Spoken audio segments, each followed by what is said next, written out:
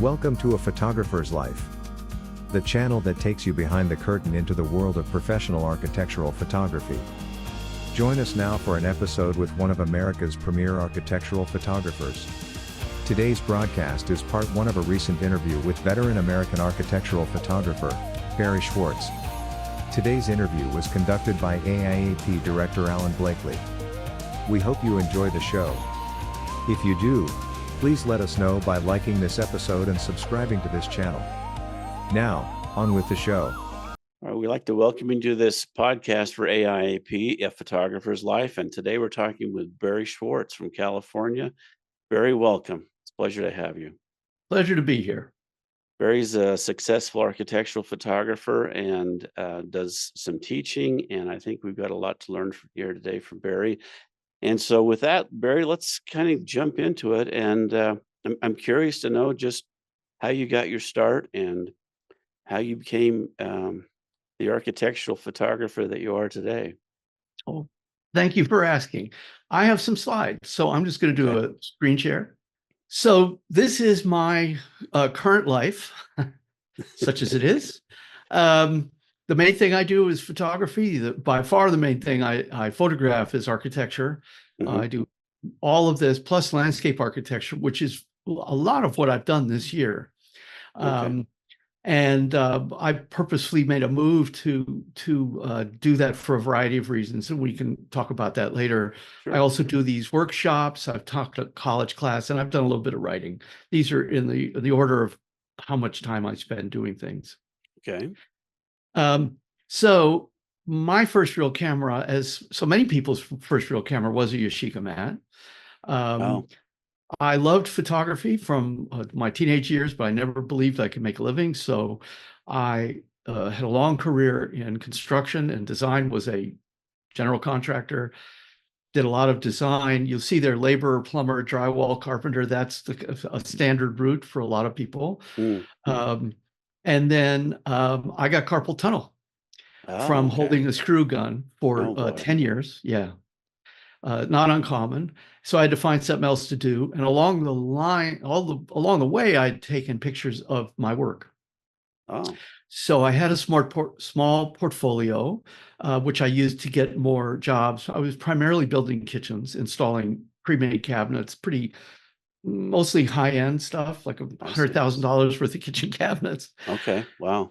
Yeah. So they were fairly intense jobs. And then I was also doing some work for some contractors, local contractors in Los Angeles, where I used to live. And I showed them these pictures, and they would say, well, we need pictures. All we have is these little 4x5s we take with a point and shoot. Wow. And that started to happen just as my wrist went bad. So over a period of a few years, I made that change. Okay. Wow. Yeah. So I'd always been in the trades. I'd always been around buildings. I kind of knew how to shoot buildings, or I learned on my own, shooting my own work. Okay. But along the same time, I was also doing some writing. So there was a show which hasn't been on the air for many years called Homes Across America, or as I like to say, Homes Across America on HGTV. So I wrote segments for them. Oh, okay. Wow. I wrote a piece for Fine Home Building, a couple pieces for Fine Home Building. House, Victorian house that got really reworked in a big way, resuscitated, not changed, in Santa Cruz, where I was living at that time. I've done lots of interviews and profiles, all those kinds of things. And I did a little bit of design work. And what I found is that the design work proved to be incredibly valuable as a photographer, because I understood what magazine editors wanted, what even corporate art directors and communications people wanted in firms. And in addition to that, I discovered over years that lots of designers go back and forth between being photographers and being designers. Oh, interesting. Yeah, like editors, at least in the editorial world, it's very common. Okay. So here's how I learned about business. When I made the smart move, which I didn't know how smart I was, when I decided to turn pro, was to discover ASMP, which is still the largest trade association for photographers. Right. I got very involved. All these things you see here, I was involved in as a kind of what they call leadership. But in addition to that, there were a couple books that got published, and I was very involved in that. And one of them was the ASMP Guide to New Markets in Photography, where I did Oh, 32 interviews. That was done in 2 months. We had a date. We had to have this thing turned in by, and for a variety of reasons, we wow. weren't given the go until 2 months before. Now, I got paid for this, so that's good. But my Lord, it was very intense. That's a But I hard got it timeline. done. It Yeah. was quite a timeline. Then I'm also a member of all these organizations down here at the bottom, including PEN, which is a writers organization. And one of the reasons I bring up ASMP is because I don't think I would have survived in business without ASMP. That was primarily the focus about what the organization does at the local and in the national level. I'm not involved with ASMP any longer, really, in only in the most peripheral ways, but I was very involved for a long time. Yeah, I think for those that are watching this who don't understand ASMP or the impact that it's had over the years, it'd be worth taking a look at asmp.org. It's Yeah. an organization that, for many of us, was pretty fundamental into getting into business and staying in business. Yeah, and it goes back to 1944. It Yep. was started by Life magazine photographers who were tired of not being paid for their work, and even more than that, losing control of their work. So that the Right. licensing came out of that Yeah.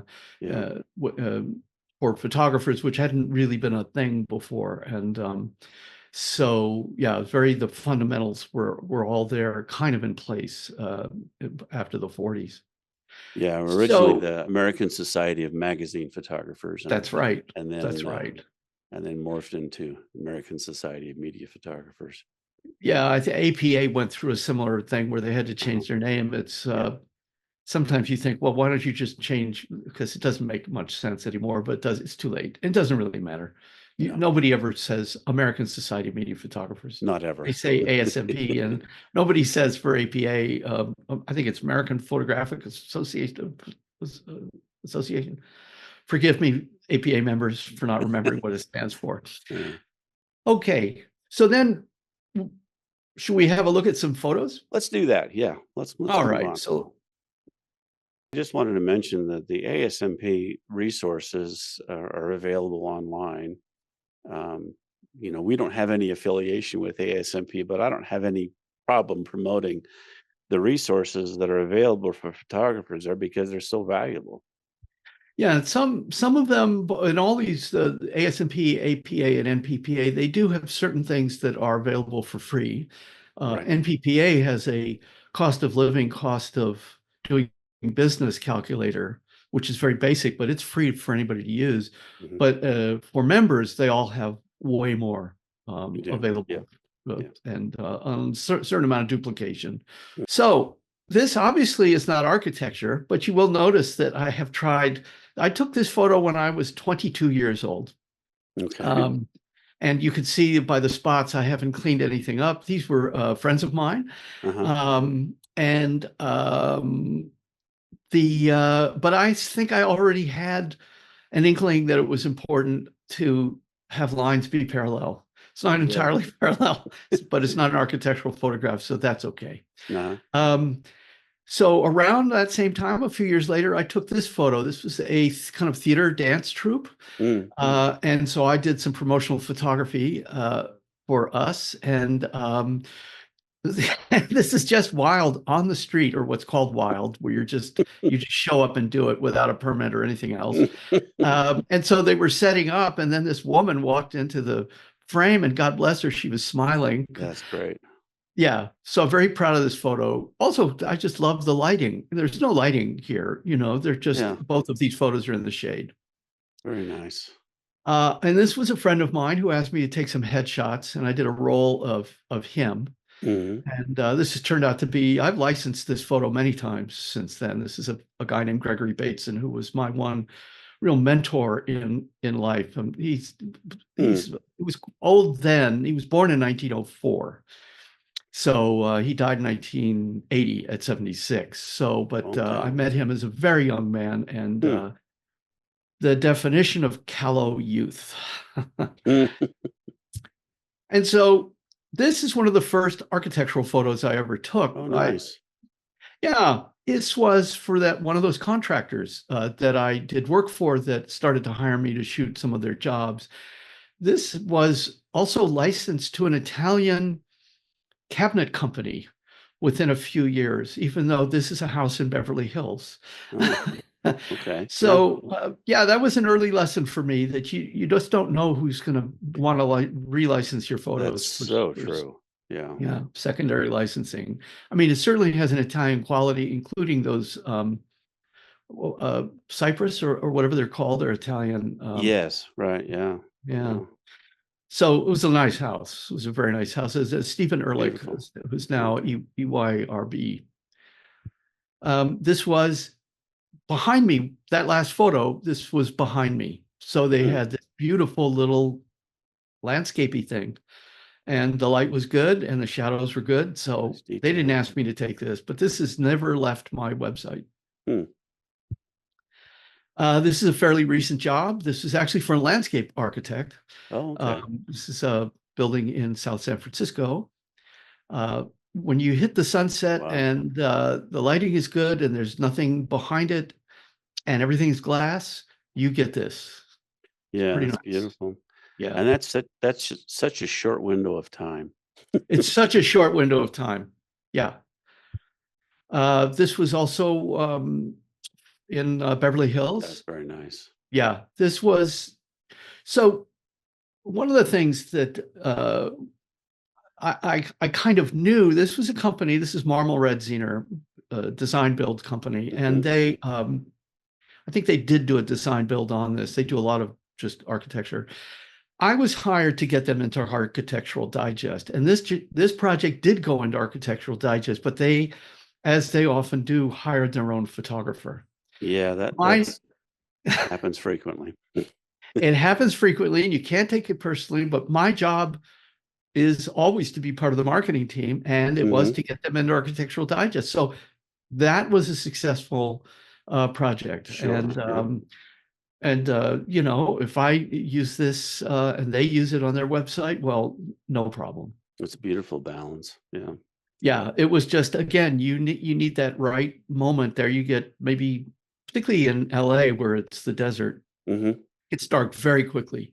So you get 20 minutes, maybe a half hour where you can get this. And Well, yeah, and the balance that you have there with the sky, the density it is a extremely short window.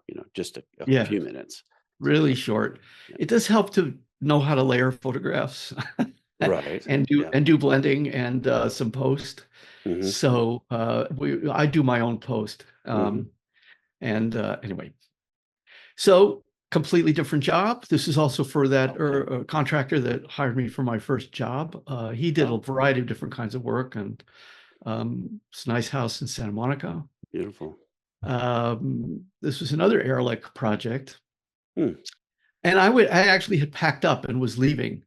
I Oh, had all my equipment, and I looked over and I saw this, and I yeah. just quickly just got out the camera and the tripod. They never even saw me, of course, because it was dark. Nice. Um, yeah, God bless them. Yeah. This is a fairly recent shot. This is a drone photograph Okay. in Sonoma of a kind of Very interesting.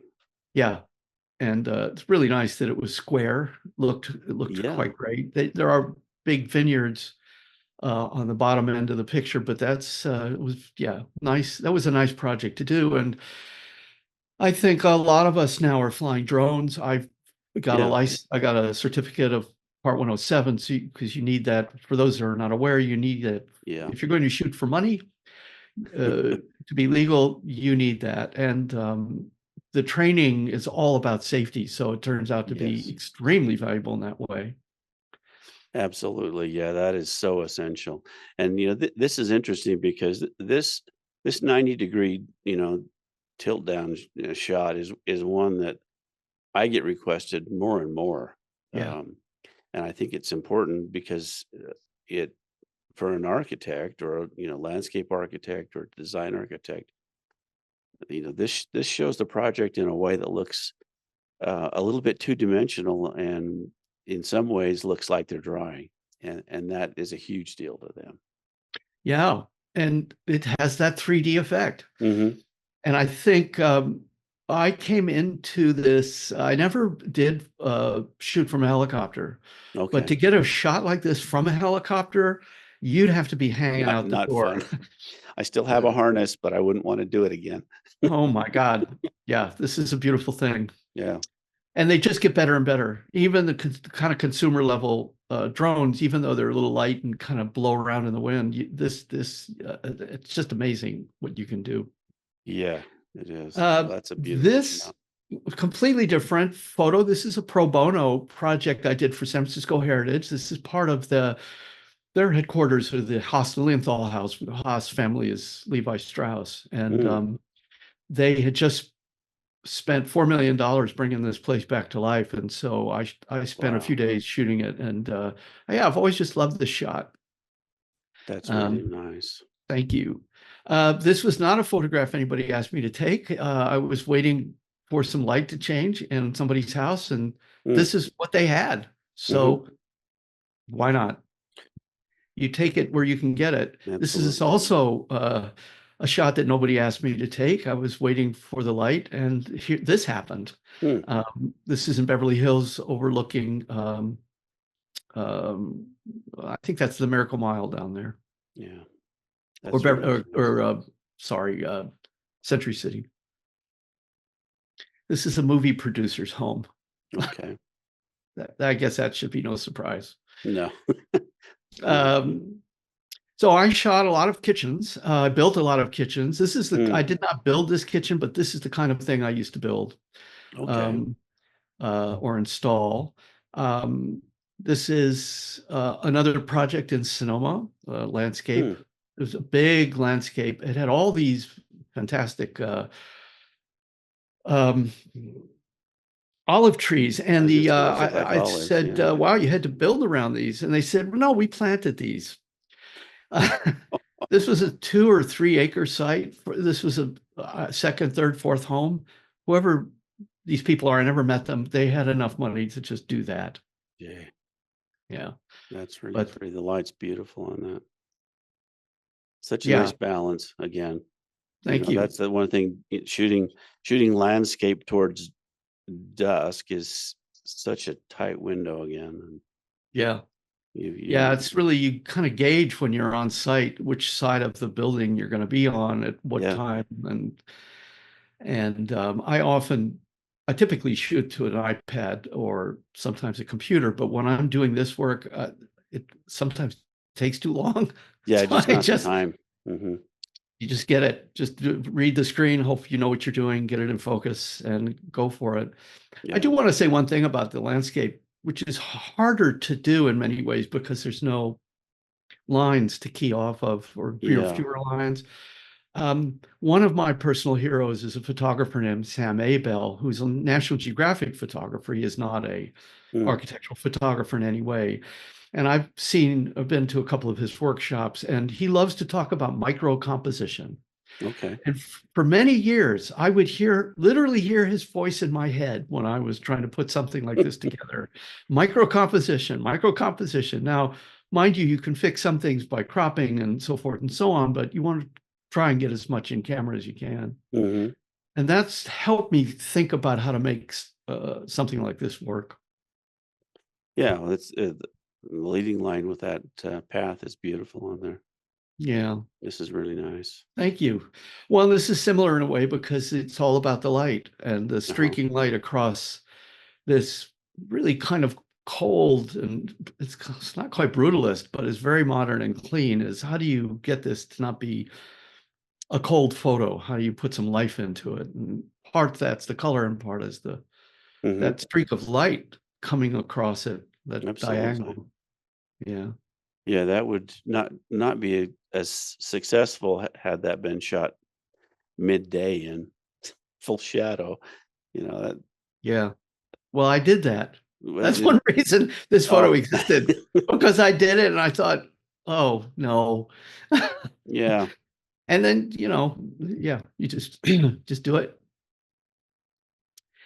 So this is part of the Pomona colleges. And Okay. again, this is kind of late in the day, and boy, having a building with glass that you can see deep into Mm, with the ambient light. I mean, it's just a gift it's just a yeah, gift. that's really nice. Yeah.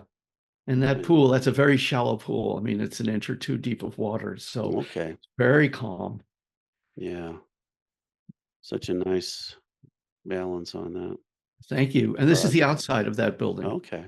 This is facing the other side of it. So yeah, you would never know what was in there. So you're running fast on this shoot.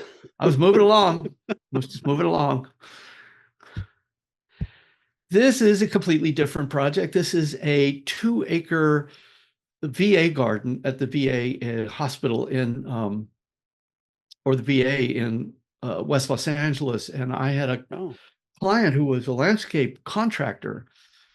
And this is Fletcher Studios, who I've done some work for. They're based in San Francisco, but they didn't hire me to do this. He hired me to do this. I followed this project all the way through demolition to the finished work. And yeah, it's very pretty, just beautiful. And the problem, of course, always with landscape architecture is if there's planting, it's got to grow in or it just won't look, just doesn't look. Yes. Yeah. This is a project here in Napa where I live. So this is a Okay. little small, I think it's a guest house in the back Mhm. that overlooks the vineyards. And Such a nice balance there, Barry. oh, thank you. Thank you. Well, it's nice to have landscape lighting and then the ambient light hitting the top of the vines. Yeah. Yeah, I mean, compositionally, that's not something that someone would, who was starting out as as a landscape or architectural photographer would Yeah. would land on. They would be pointing more towards the house. But the fact that you've still got the house, I mean, it still tells the story of the house, but then you've got Yeah. that beautiful light on the vines there and everything, and Well, and the clouds. dusk So it's light. not Yeah. yeah, there's something going on in the sky. That's always a blessing. You know, there was one photo, there's a company and now pretty major architecture firm called Olson Kundig. I think they're just Olson or Kundig now, I can't remember, Mm. but pretty famous. And they had a website that was so good that it won awards just as a website. Oh. And they had a photo on that, which was a little house that maybe was 5% of the entire photo, Mhm. kind of in the snow in the middle of the photo. And it was so striking. And I've never forgotten Mm. that and the importance of that. And then also that the great Norman McGrath, who I've gotten to know a little bit, Mm. he talked about slicing, getting slices. Don't Mm. necessarily try and capture the whole thing. A Okay. slice can tell a big story. Yeah. Uh, Well, and his work is, you see that in all of his work, basically. yeah, yeah, and he's great. For those that don't know, Norman McGrath, who is still working at 93, by the way, Is he? he still is. I don't know how busy he is, but he told me he was working. I just had a little email exchange with him a couple months ago. Literally wrote the book on architectural photography, or at least Yes, the I've got the first book. book. There are others now, but yeah. So he's been at it a long time. Yeah. So this is a Wow. recent job.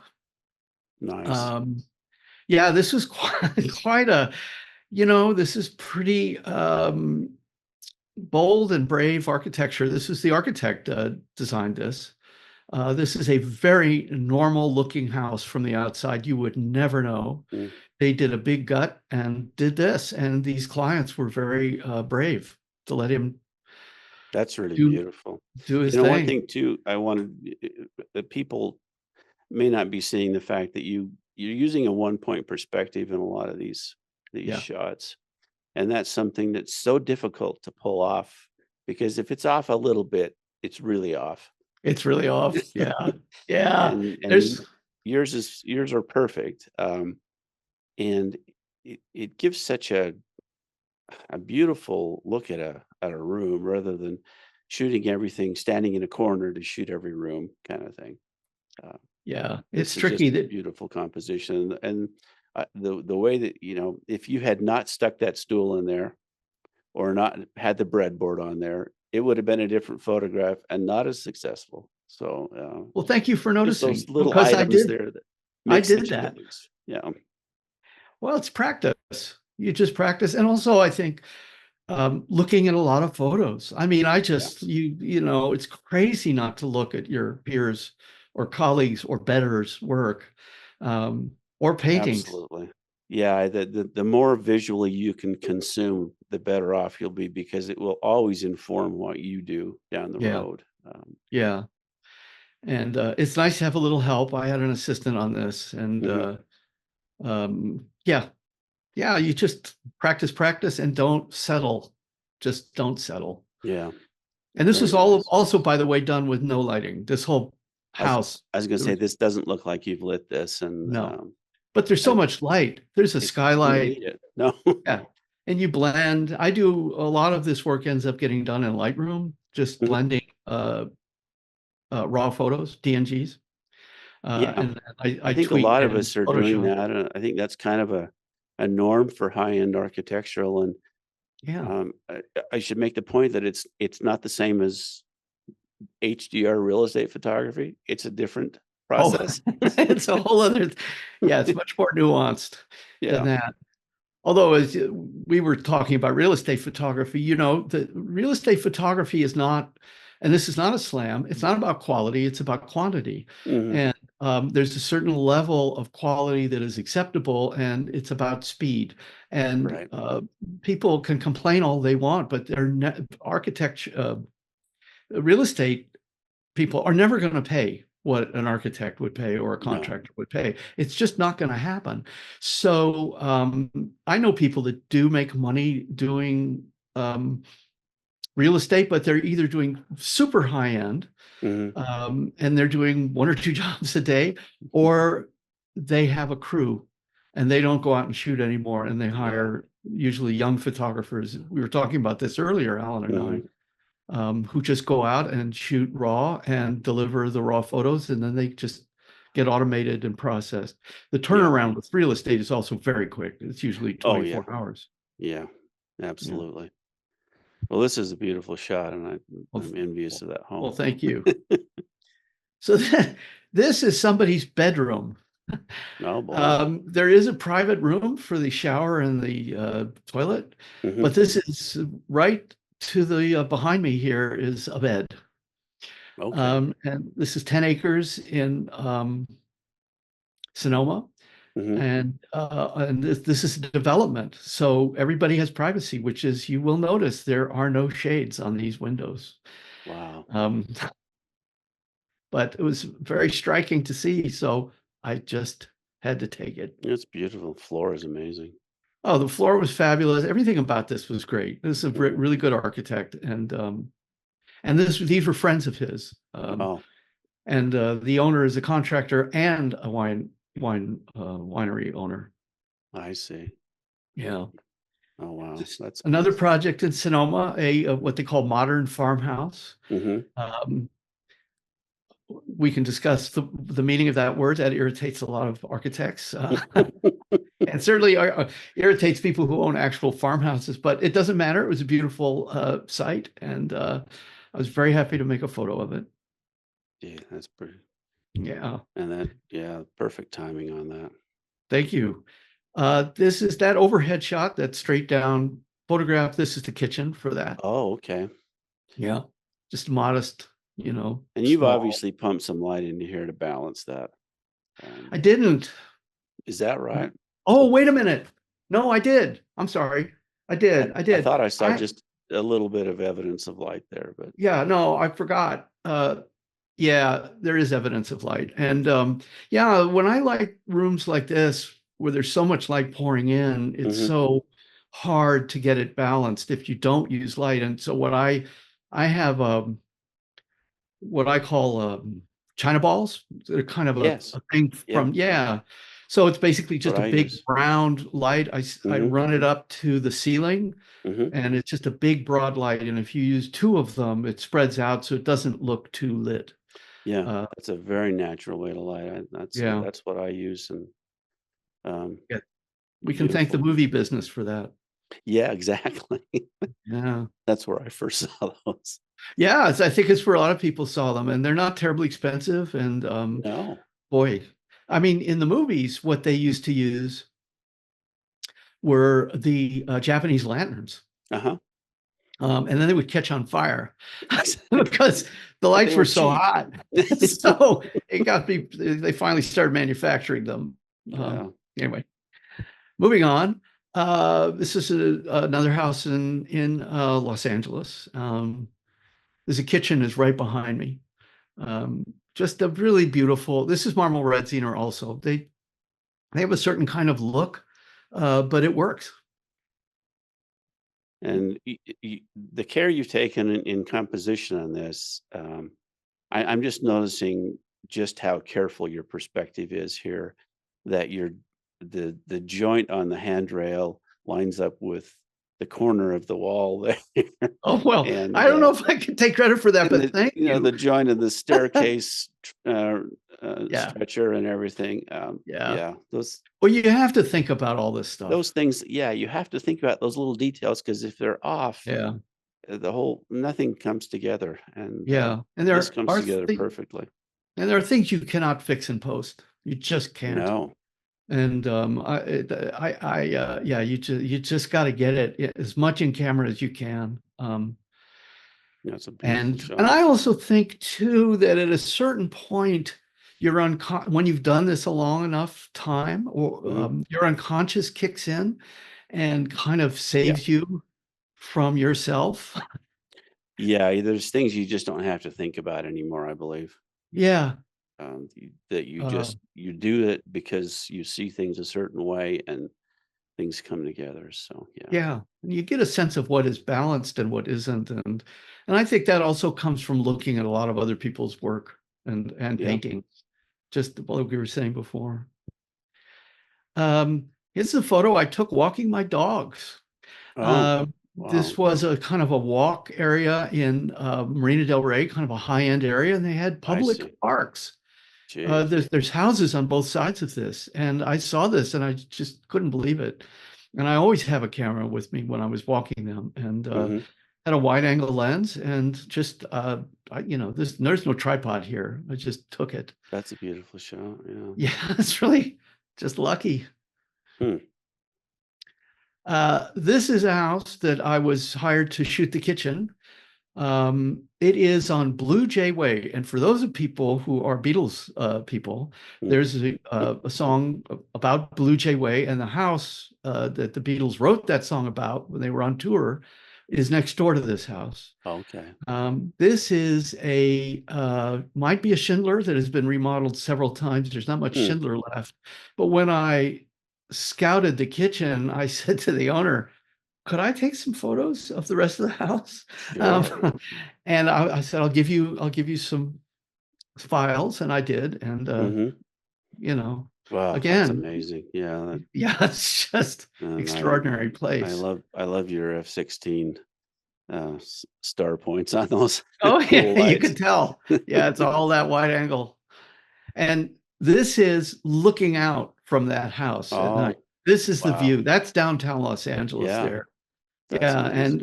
and I did not like this. This is just I didn't have much time. So there's a lot of posts that went into this to try and Okay, make it look natural. But this is what it looked like in there. It was that's quite beautiful. something.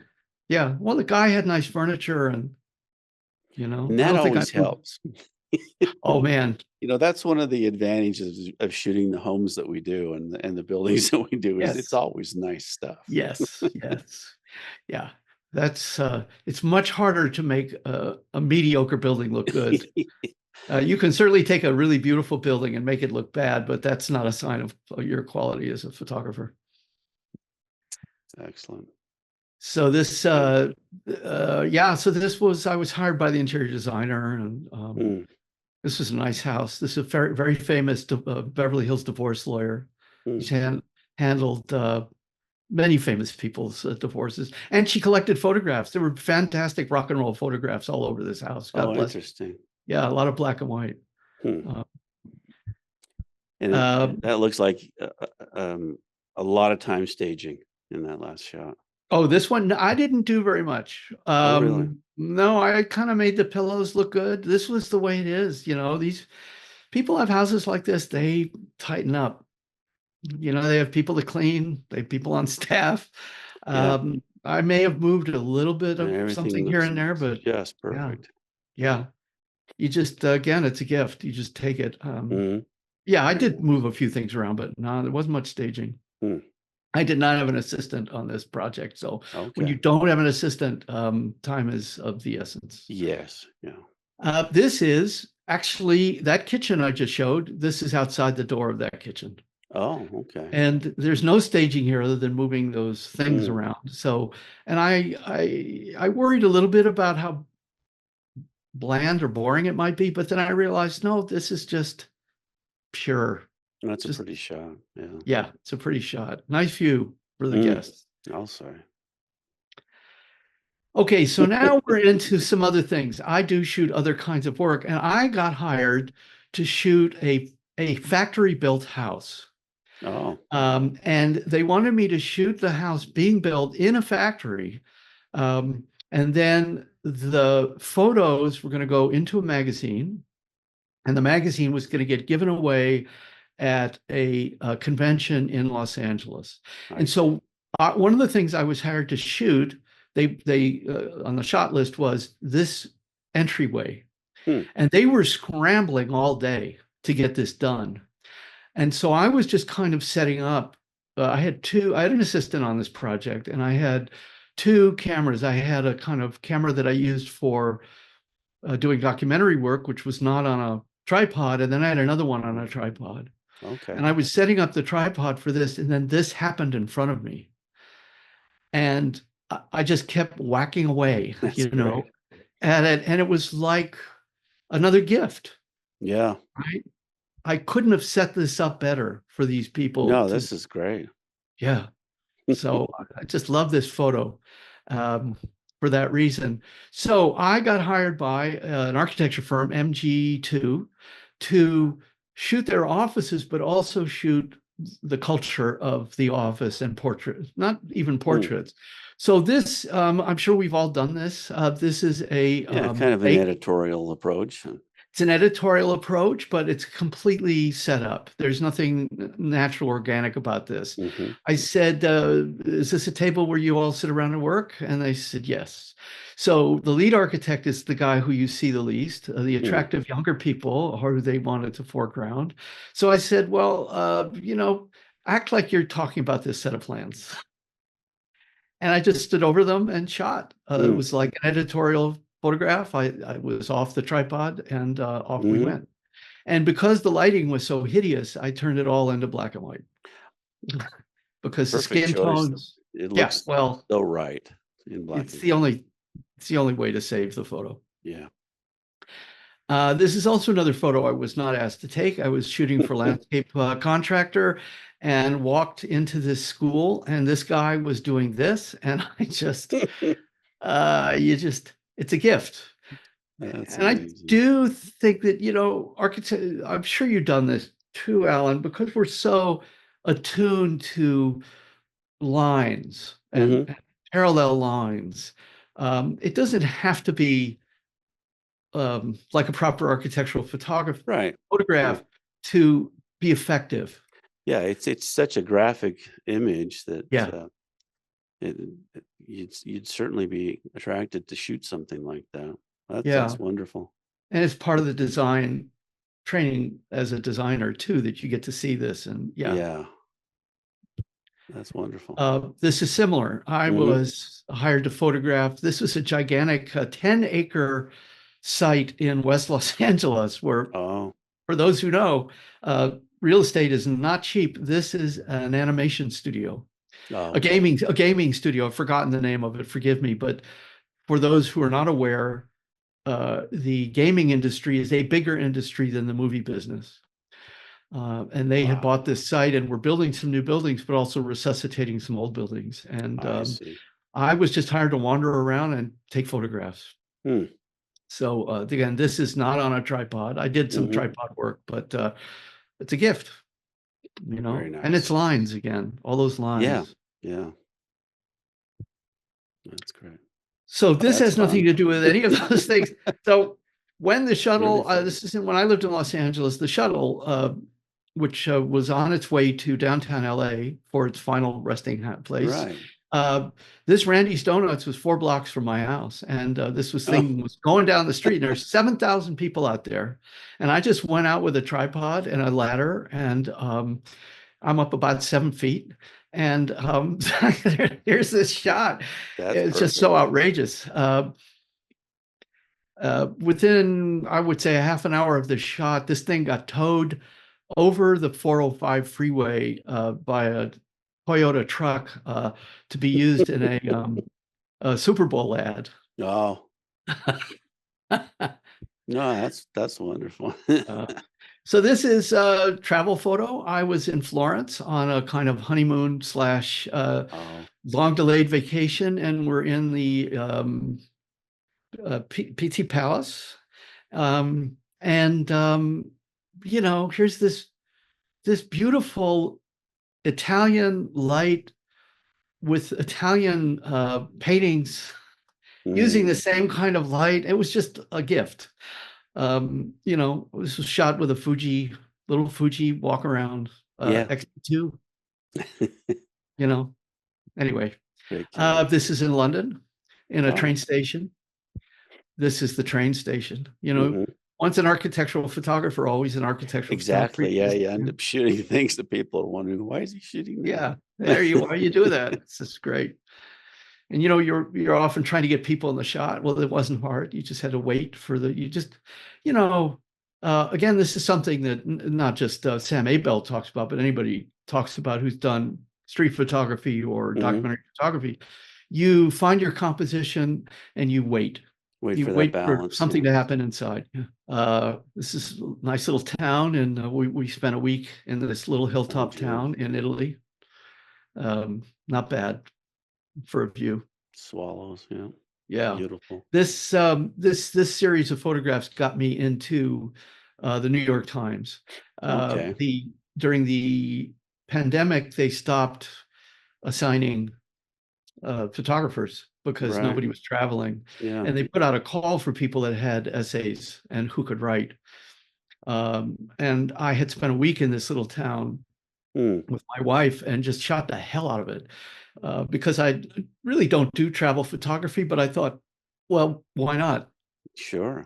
And so when they made that call, I sent them 57 photographs, and they did a spread online. They published 22 photographs and Wow. 1,000-word essay that I wrote. I love to write, and so for me, it was a dream come true. That's And amazing. yeah, the New York Times takes care of you. I had two Yeah. editors, a writing editor and a photo editor on this, and this was also from that Very little nice. little town. Yeah, this was on a tripod, and again, you just set up, put the tripod down, and wait. Hmm.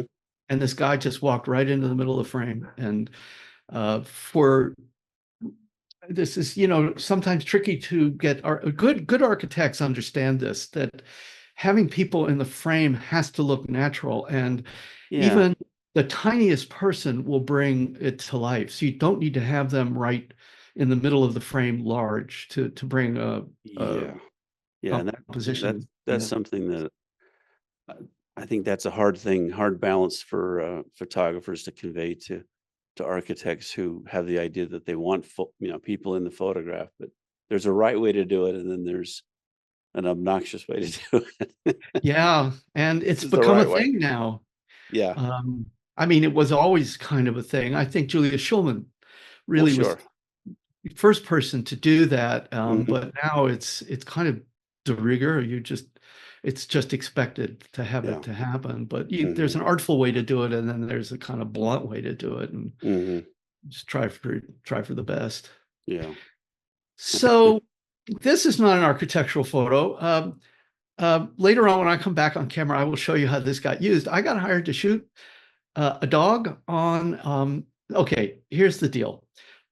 Once a year, Rainbird and John Deere uh, hire a professional photographer for the cover of a calendar Oh. that they send out to golf course superintendents who are their clients. Okay.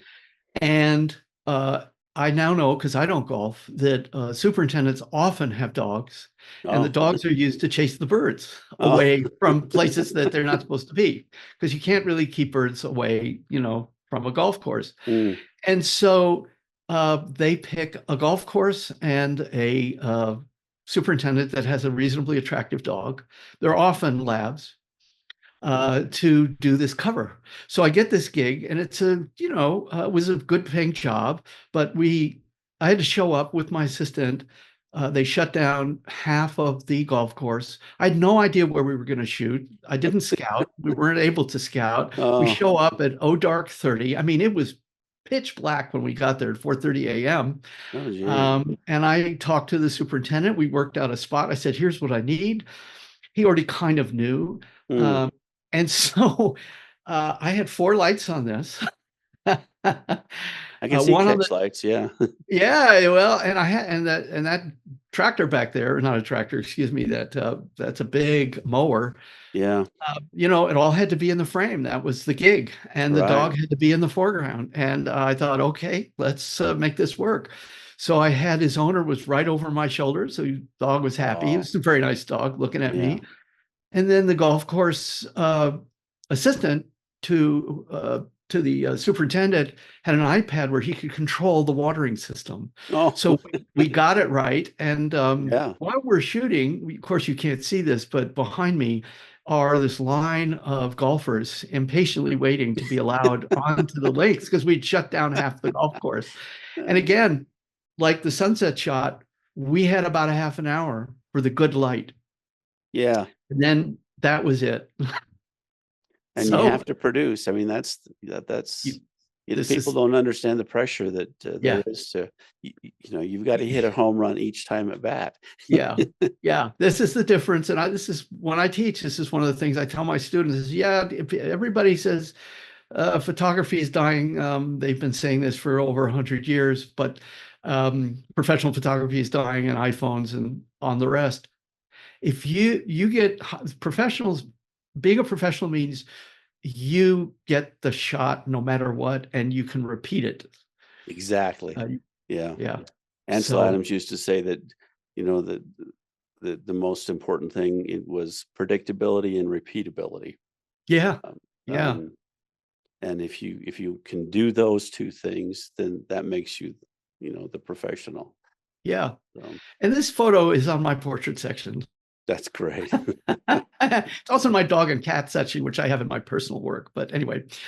so this is also part of that project in Italy. Mhm. This was in that little town. This was kind of the quote unquote mayor of the town. This was his Oh, bar. Yeah, he's a very nice man. I mean, this is a tiny place. You could walk around the whole place in 20 minutes. mm, This was a project that I was hired by a contractor to shoot some construction progress photos. wow. And here was this guy mopping down this deck, and Oh, man, it boy. was just, you know, perfect, just perfect. He was great. That's neat. This is that garden in the VA hospital. This was part of Oh, the yeah. project I did for another landscape contractor. Because I was a carpenter for 20 years, a real affinity for taking pictures of people working.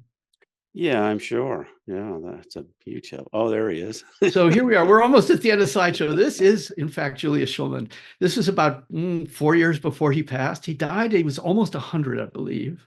Mhm. He was a great guy. He never went to digital.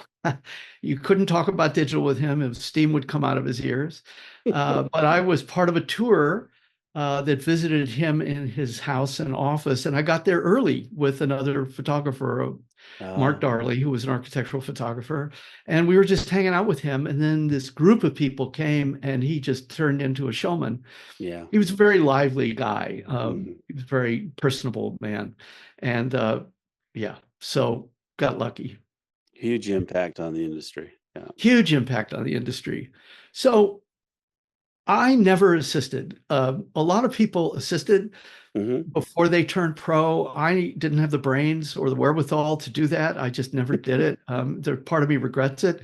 So this occasionally I would get asked to find an assistant for someone, Hmm. partly because I was the president of the ASMP chapter. People would contact me. Sure. Yeah. And then occasionally I would just take the job. So Mm. this is a woman who's, I'm sorry to say, passed away. This is Karen Kohlberg. She was a wonderful person. We spent 2 days at this house in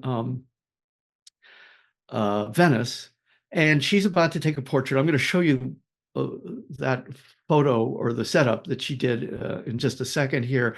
But one of the things that she did was she had very simple lighting. I had never really learned to light properly. Mm. Took me a long time because I never assisted. So I never learned to light. She would, we rented these lights. I think that's my light stand. Yeah. And she would just point them at the ceiling. Mhm. And in these very modern contemporary houses, everything's white. So you just bounce and you get this beautiful Big soft open light. yeah. Yeah. So this is the photo she was setting up. This was for a German Geo, maybe. I'm not actually, it was an architectural magazine or Hmm. something. She was mostly shooting architecture, but you do have to be able to shoot people for some of these. You know. do. Yeah. Yeah. Yeah. And so this was the family, and That's great. took a little bit of wrangling. But as you could see, she was in the previous photo. You have to be personable with these people to get Mhm. them, because it's a completely unnatural situation. It's not, Oh, it's yeah. like doing event photography where grip and grin, Yeah. except a little higher end. Um, but she was It great. takes some real skill to make that happen. Yeah, yeah. It doesn't come naturally. Not everybody can do it. But, No, it's great to see this- dynamite heads. it's something, isn't it? Yeah. And you also just have to crank up your people skills and your theater skills. You Yeah. know, Mhm. you'll notice there's a lens there. I mean, I didn't set this up. Mm. She's got a lens on the table, and off we go. Yeah, she was just great. Great. That's So great. now this is Norman McGrath. Mm. This was another situation where Norman asked me to find him an assistant, and I said, I'll be your assistant, Norman. Okay. And there was not any lighting to be done. So the brief background here is across the street is the The song. a mall, and inside the mall is the what used to be the Kodak Theater, where they do the Academy Awards. Right. Yeah. When Kodak went down, the naming rights went to Dolby, and so Dolby flew Norman out from New York, business class, or I believe first or business class, to take one photo of the front of this thing. Now, here's the problem. The theater is deep into this mall, and it's just a mall. Yeah. It's a nice looking mall, but you can't see the theater. There's no theater. There's a lobby. Right. Yeah. And what was happening here was that Dolby had closed down the street, and they had built a little stage, and they were having dignitaries and politicians and people give speeches, and Cirque du Soleil, which was using the theater every day when the Oscars weren't using it, Mm. was going to do a little performance on the stage. So Norman and I here and a whole group of other people are on top of the Jimmy Kimmel Theater, Mhm. which is not just named for him for no reason. This is where he does his show. It's right across the street. We're on the roof. It was Yeah. great. They gave us access to this. And so Norman had, that's a 14 millimeter lens he's holding there. And in the end, the photo that he took at this moment is the photo that they ended up using. Oh. Right? Because I told Norman when I picked him up, I said, there's nothing there to shoot, but Yeah. you do the job. So he immediately figured out what to do and all of that. So this is the last photo I'm showing, partly because I went looking through things to show you all here, and I had forgotten I had taken this photo. This photo, by the end of today, is going to be on my website in my Oh. portrait section because it's so striking. Norman is a very tall fellow. I'm going to go back one. So because he had agreed to take this photo of the front of the building, Mhm. at 10 o'clock that night, after they had opened up the street and cleared everything away, he was going to get that photo that he was hired to do. Mm. Even though he knew they probably wouldn't use it, you kind of have to do that. I understood what he was, Yeah. you just have to prove to them by taking the photo that this is not the photo you want. So at 10 o'clock at night, this is Hollywood Boulevard, the middle of Hollywood Boulevard. The Yeah. Gromans Chinese is just down the street. Mhm. Very busy. He got out in the middle of that street that you can see down there on sticks and a tripod with cars going by either way. And about where that white truck was me. Okay. And I said, Norman, what do you want me to do? Yell at you that a car's about to come and hit you? But there was no way to do that because there were cars everywhere. And Mm. he stood out there for 10 minutes. Oh my He gosh. might have been on a ladder. I can't quite remember because you want to get a little bit of height. But he Mm. got the shot. Oh, He wow. he got the shot because that's what he was hired to do. And then, of course, as I say, he used this one, which I believe was might have been shot handheld. Gee, Yeah, that's a that's lesson. amazing. So there we are. That is the end of my slideshow. So That's I'm going to, great. all right. That's great. Thank you. Those were really interesting. That's given us a really good look at your business and what you do, and kind of a broad look at what architectural photography right now is. I think a lot of people don't really understand what architectural photography is, but after this, hopefully they do. Well, you have to be ready Yeah. for whatever comes. And it's also a matter of communicating clearly with your clients, but it's also a matter of, I've gotten clients who never anticipated, well, like this photograph that Norman took. Mhm. Nobody thought this would be the photo that Dolby would want, Yeah. but it was. But he knew that because he knew they wouldn't like the other one. Mhm. That's a rather extreme case, but Norman's been around for a while. I Yeah. mean, this photo is from 2012. Okay. But that's a common thing, though, isn't it? In business, I mean, at this level of architectural photography, is that a client asks for something, and you generally will appease them, but then you'll give them what you think they really need. Yeah. And also, I think for any photographer, it's about access. So it doesn't matter if you're doing a portrait or a wedding or whatever it is, it's access. And while you're there, make time, Mhm. or don't waste the ability that you've been granted to be in a place where you'd never normally be. Exactly. Yeah. Yeah. And Yeah. then I'm forever making photographs that the client didn't ask for, um, and taking more time on something than the client is asked for. But hardly ever is that a waste of time, because the client generally ends up using those photographs ahead of their other ones. Or they license extra photographs, Exactly. Yeah. and boy, and the light may be better later if you just Mhm. wait. This has been another episode of A Photographer's Life.